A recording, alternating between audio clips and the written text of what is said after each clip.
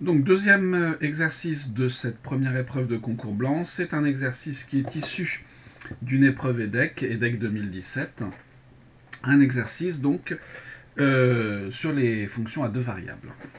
La première question, une première question très simple, justifier que f est de classe C2 sur R2. Tout simplement, f est somme et produit de fonctions usuelles C2 sur R2. Donc f est de classe C2 sur R2. Pas de difficulté, on utilise un théorème classique du cours. Il n'y a pas de fonction biscornue, il n'y a pas de division, il y a zéro problème. Question 2a. Calculer les dérivées partielles d'ordre 1 de f. Donc je vais me donner d'abord un couple xy dans R2. Je vais m'intéresser donc à D1f que je prends en xy. La notation, c'est bien celle-là. C'est pas un petit d, c'est pas un delta, c'est un d rond. Comme ça que ça s'appelle. On précise bien 1 donc par rapport à la première variable. On peut même éventuellement ici rajouter un 1. Ça me paraît un petit peu superflu. Bon, je vais le mettre pour la notation. Mais le D1 en bas suffit, de f, donc en xy. Et on va dériver donc par rapport à la première variable, c'est-à-dire ici par rapport à x. Donc on va avoir du 4x3, plus le y à la puissance 4 qui nous donne une dérivée nulle, puisque c'est à considérer comme une constante, donc il n'y a pas de plus, moins 2 fois. Et ensuite j'ai un carré à dériver. Un carré, la dérivée de u carré, c'est 2u', 2 fois u', alors 2 fois u' fois u. C'est-à-dire 4 facteur de x cube moins x moins y. C'est-à-dire 4 facteur de x cube moins x plus y. Comme par hasard, on va retrouver ça un petit peu plus loin. Ensuite, on va calculer notre dérivée première par rapport à la deuxième variable. Donc cette fois, on va dériver par rapport à y. Donc cette fois, c'est le x puissance 4 qui est à considérer comme une constante. Le y puissance 4 qui va se dériver en 4y au cube. Ensuite, moins 2 fois, puisque j'ai 2 comme constante. Et j'ai encore quelque chose de la forme u au carré. Donc 2 fois u' fois u. C'est-à-dire, là aussi, je vais pouvoir mettre 4 en facteur. Y cube plus x moins y. C'est-à-dire 4 facteur de y cube moins y plus x. Voilà, donc finalement, pour tout xy appartenant à R2, ça en fait on n'en a même pas besoin, vous avez D1f en xy qui est égal à 4 facteur de x cube moins x plus y, et D2f en xy qui est égal à 4 facteur de y cube plus x moins y. Voilà pour cette première question. Enfin, cette première question. Question 2a, zéro difficulté. J'espère. Question B. Montrer que le gradient de f est nul si et seulement si on a. Bon, très bien. Toujours pareil, je me donne un couple xy de réel. Le gradient de f en xy, c'est quoi? Eh bien, c'est 4 multiplié par x cube moins x plus y, et 4 multiplié par y cube plus x moins y. C'est égal à 0, 0. Si et seulement si, eh bien, x cube moins x plus y égale 0, et y cube plus x moins y égale 0. Voilà ce que l'on obtient.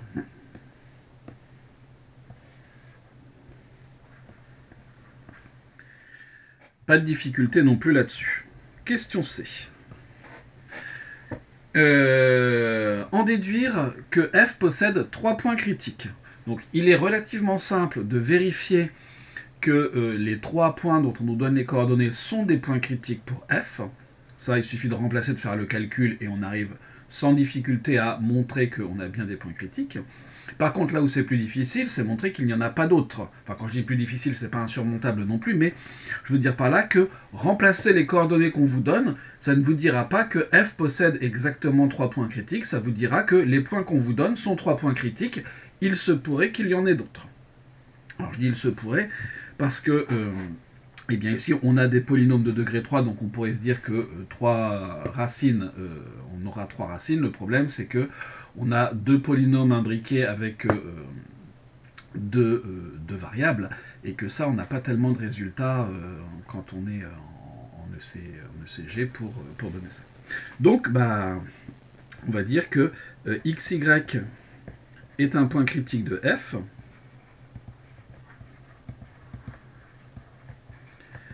si et seulement si le gradient de f en xy est égal à 0, 0, c'est-à-dire, comme on vient de le dire, si et seulement si le système suivant est vérifié. Et il faut résoudre ce système. On sait déjà qu'on doit trouver 3 couples de solutions, 0, 0, racine de 2 moins racine de 2, et moins racine de 2, racine de 2. On va résoudre ce système. Alors là, évidemment, on a plusieurs façons de faire. On peut remarquer que si on ajoute les deux lignes, on va obtenir que x cube plus y cube est égal à 0. On peut faire ça. Donc on a x cube plus y cube égale 0 en faisant, donc L1 reçoit L1 plus L2. J'ai ajouté mes deux lignes, hein. Moins x plus x, ça s'en va. Y moins y, ça s'en va. J'ai donc x cube plus y cube égale 0. Je peux également remarquer que si j'ai x cube plus y cube qui vaut 0, je vais pouvoir avoir des informations intéressantes. X cube moins x plus y égale 0, par exemple, cette ligne-là, c'est la ligne 1, donc la ligne 2 reçoit la ligne 1, on aurait pu faire le contraire. Il y a sans doute plusieurs méthodes pour résoudre le système, hein.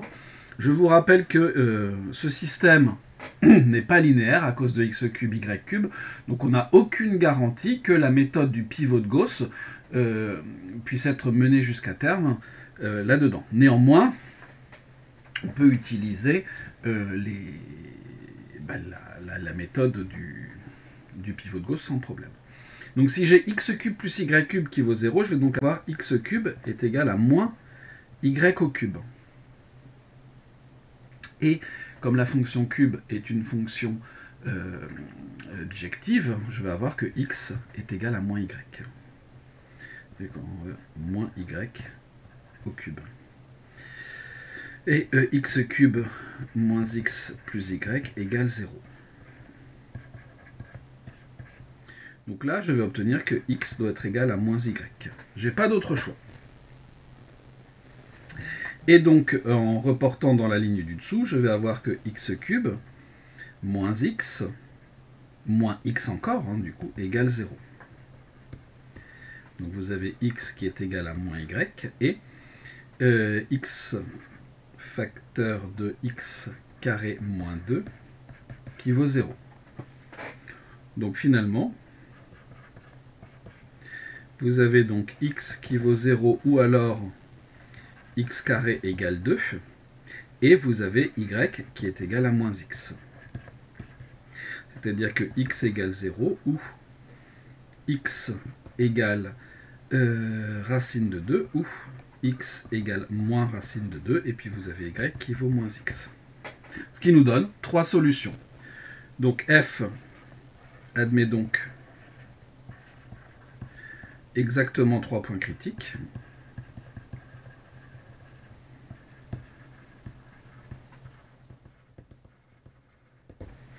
Donc si je choisis x qui vaut 0, comme y vaut moins x, y vaut moins 0, c'est-à-dire 0.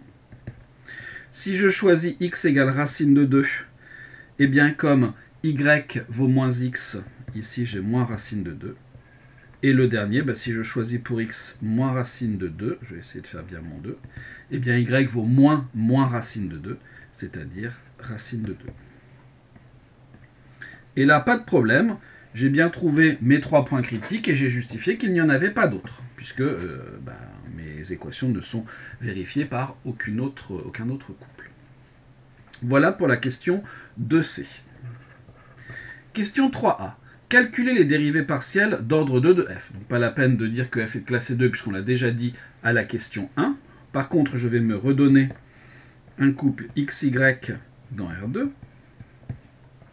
Et je vais m'intéresser aux dérivées d'ordre 2 de f en xy, donc par rapport à la première puis à la première variable.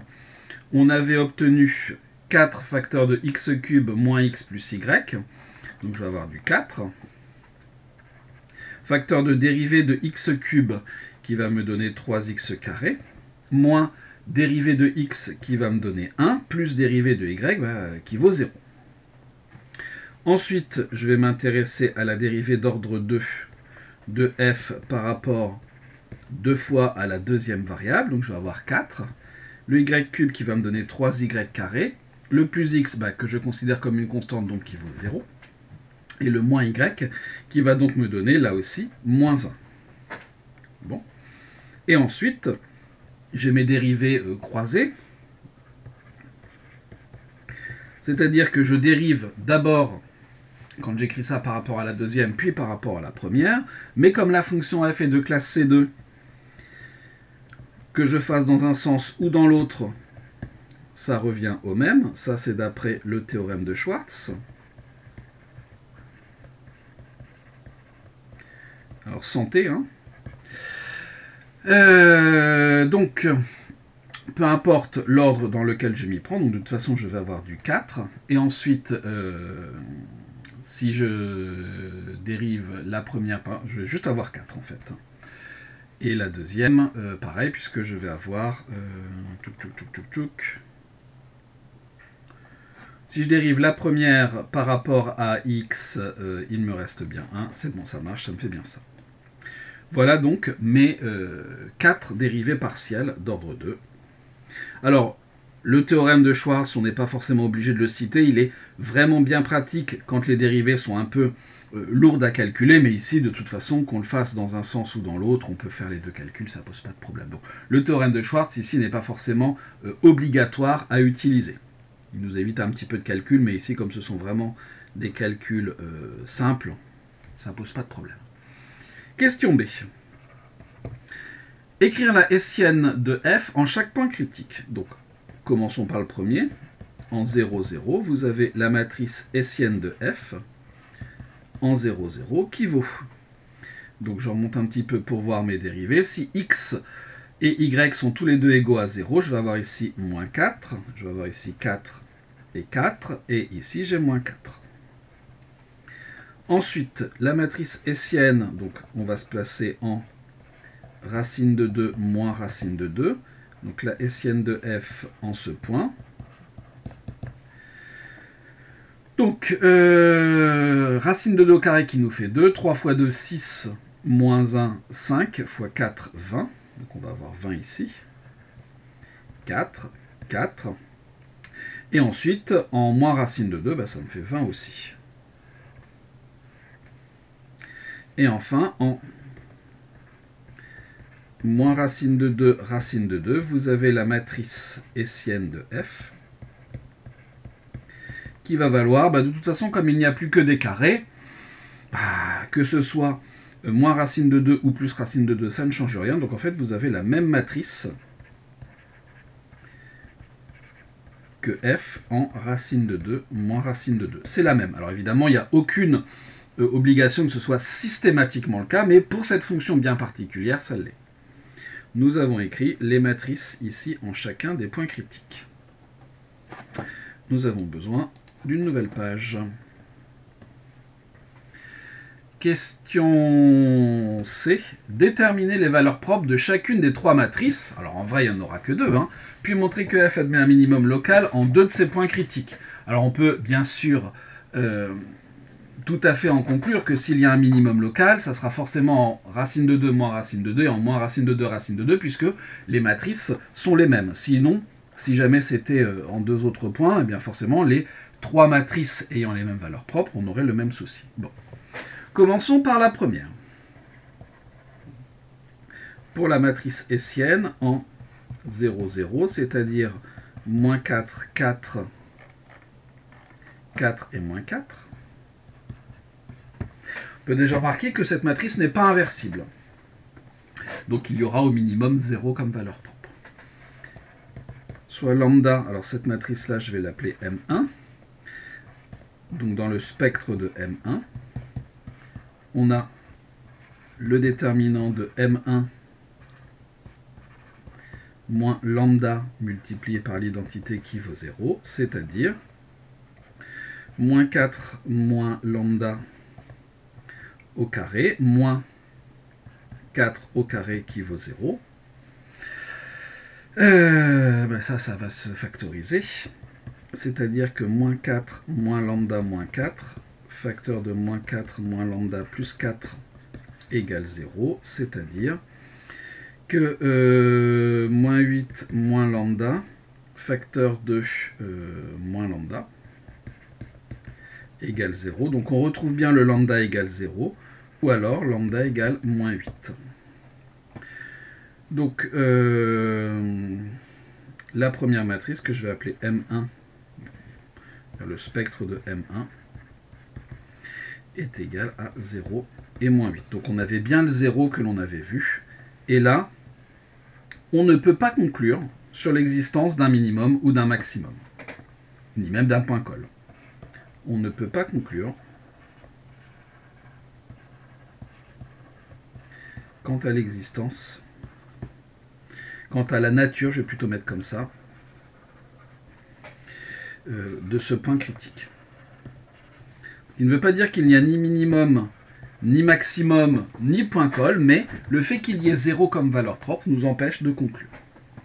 Ensuite, pour la matrice M2, qui est la matrice 20, 4, 4, 20, donc là par contre, les deux vecteurs ne sont plus collinaires, donc on n'aura probablement pas 0 comme valeur propre, enfin, probablement pas, ils ne sont pas collinaires, donc on n'aura pas 0 comme valeur propre.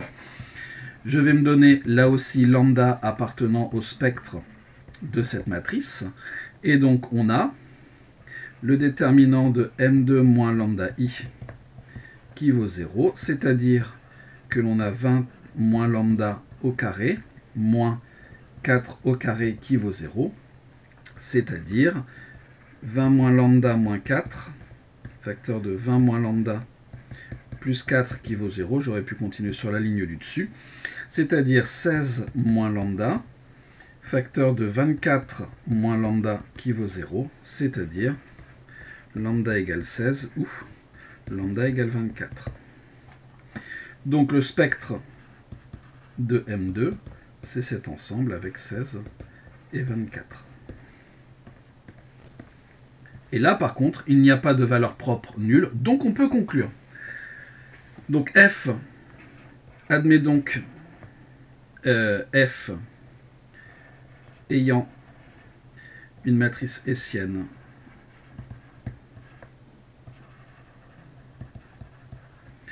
possédant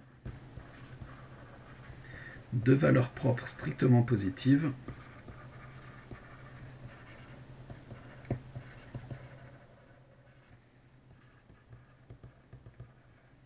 à la fois en racine de 2 moins racine de 2 et en moins racine de 2 racine de 2, eh bien F admet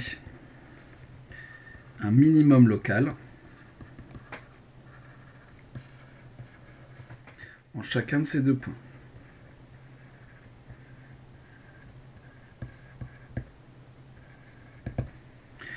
Ce minimum vaut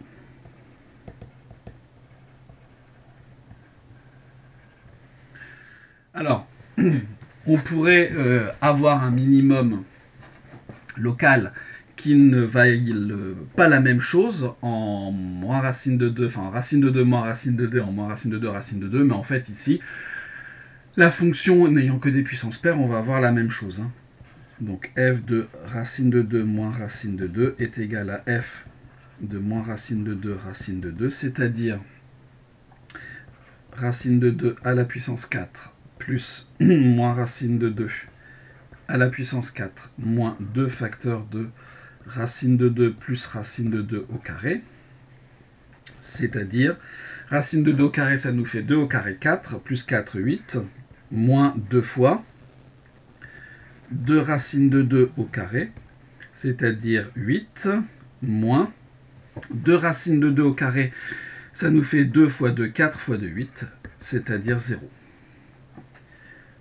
Donc, on va souligner ces informations importantes.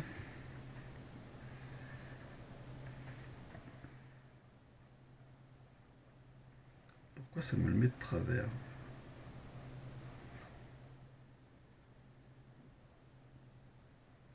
Des fois, il ne faut pas chercher à comprendre.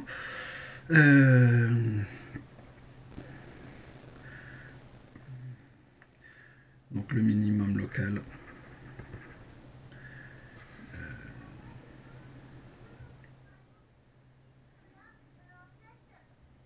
On va encadrer tout ça. Donc là, la présentation est pas top. Puisque j'ai fait les calculs directement, mais bon. Ensuite, on va en fait étudier ce qui se passe en 0,0, puisqu'on ne pouvait pas conclure à l'aide de la propriété du cours. Question D. Donnez les signes de au voisinage de x égale 0. Bon. Donc, je me donne un réel x appartenant à R, et je vais avoir f de x qui est égal, donc, alors je vais remonter un petit peu, puisque je ne me rappelle plus bien de ça.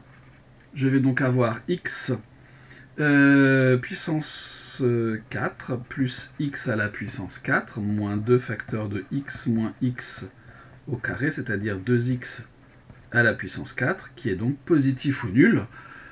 Alors, on me dit au voisinage de x égale 0, mais là, c'est vrai pour tout réel x.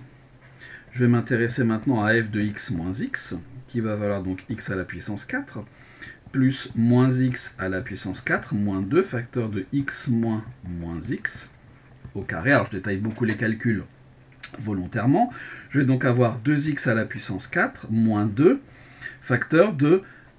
ici, je vais avoir donc 2x au carré, c'est-à-dire que je vais avoir 2x à la puissance 4, moins 4x, moins 4 fois 2, 8, pardon, 8x au carré, c'est-à-dire x, on peut même mettre 2x au carré, facteur de x au carré, moins 8. Or, au voisinage de 0, x carré moins 8 va être négatif.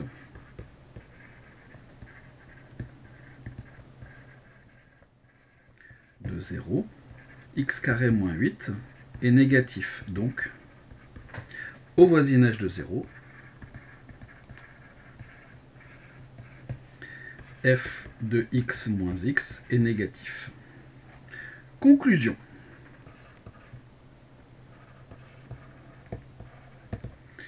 Au voisinage de 0,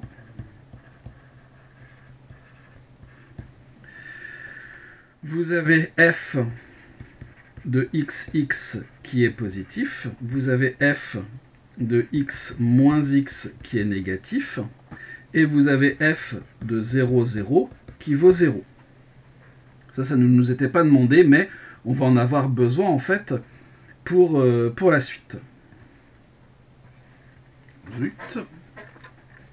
Je pense avoir sélectionné l'encadrement. Conclusion de tout ça, enfin conclusion bis, il n'y a donc ni minimum ni maximum, puisqu'on est en 0. Si je m'éloigne même un tout petit peu de ma valeur, j'ai des valeurs qui sont au-dessus, des valeurs qui sont en dessous. Donc au voisinage de 0,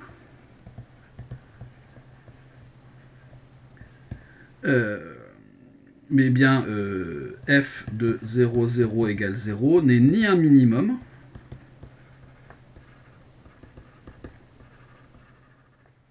local, ni un maximum local.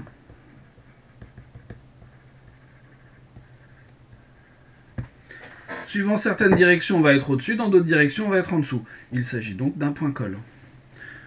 On ne nous le demande pas. Hein. On a répondu à la deuxième partie de la question, puisqu'on nous disait simplement de conclure quant à l'existence d'un extrémum local. Il n'y en a pas. Question 4.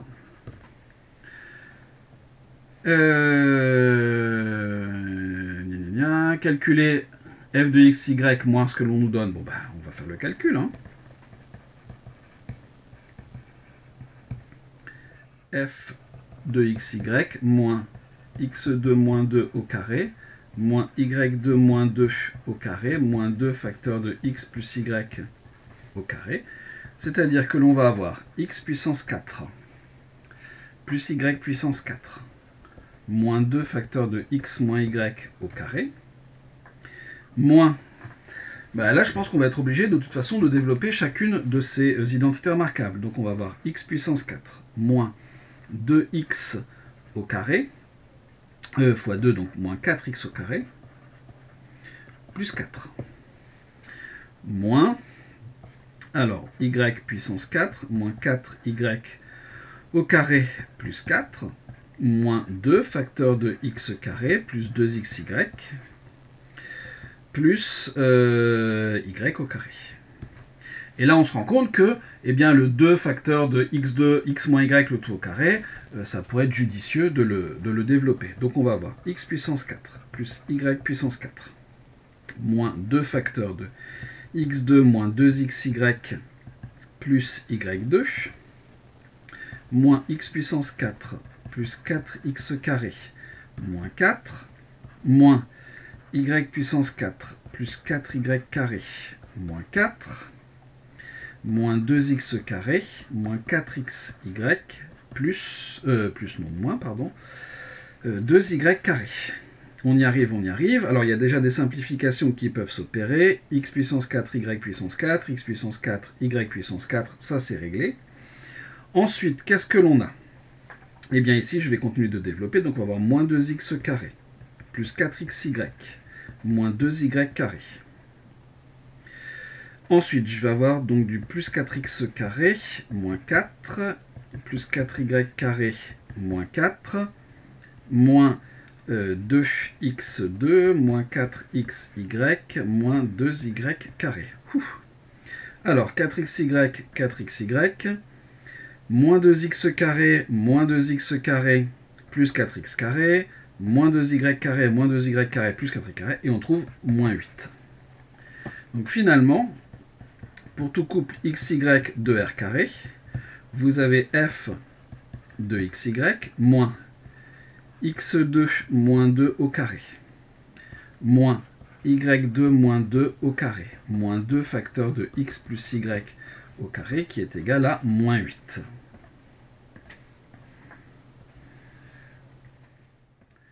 On a fait ce petit calcul, un petit peu rébarbatif, mais on a fait le calcul. Petit b. Que peut-on en déduire quant au minimum de f? Eh bien, pour tout x, y appartenant à R2, f de xy est égal à quoi? Eh bien, c'est moins 8 plus x2 moins 2 au carré, moins y2 moins 2 au carré, moins 2 facteurs de x plus y au carré, plus. Et toute cette partie-là est positive. Est-ce qu'on avait calculé en train de me dire que j'avais peut-être fait une erreur de calcul quelque part.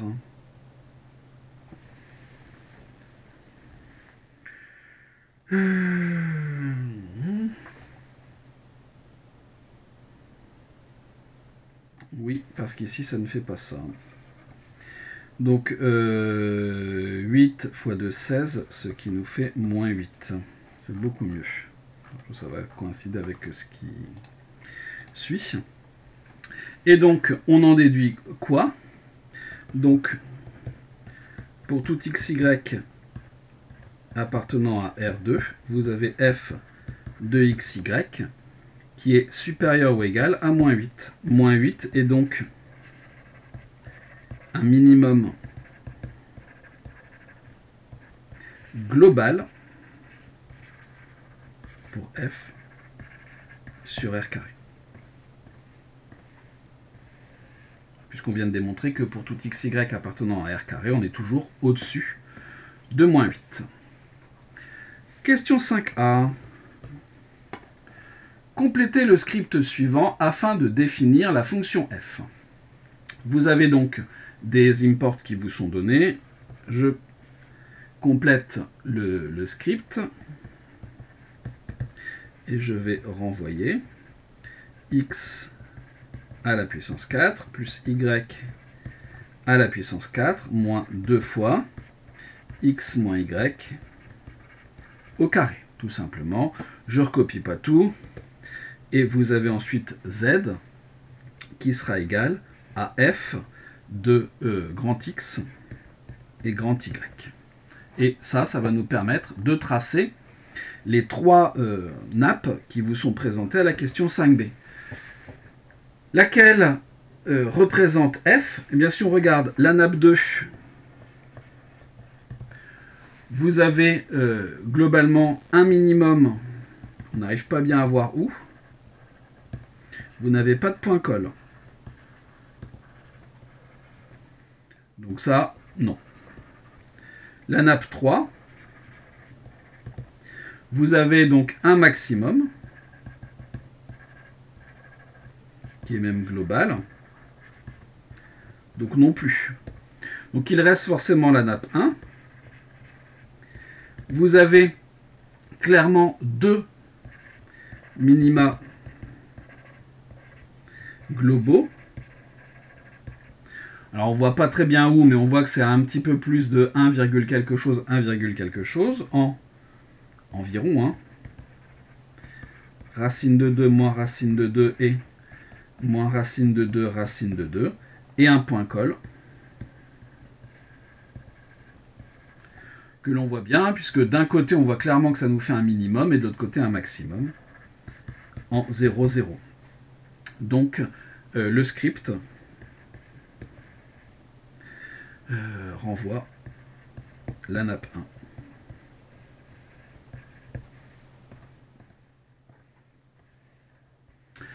Et voilà pour ce deuxième exercice.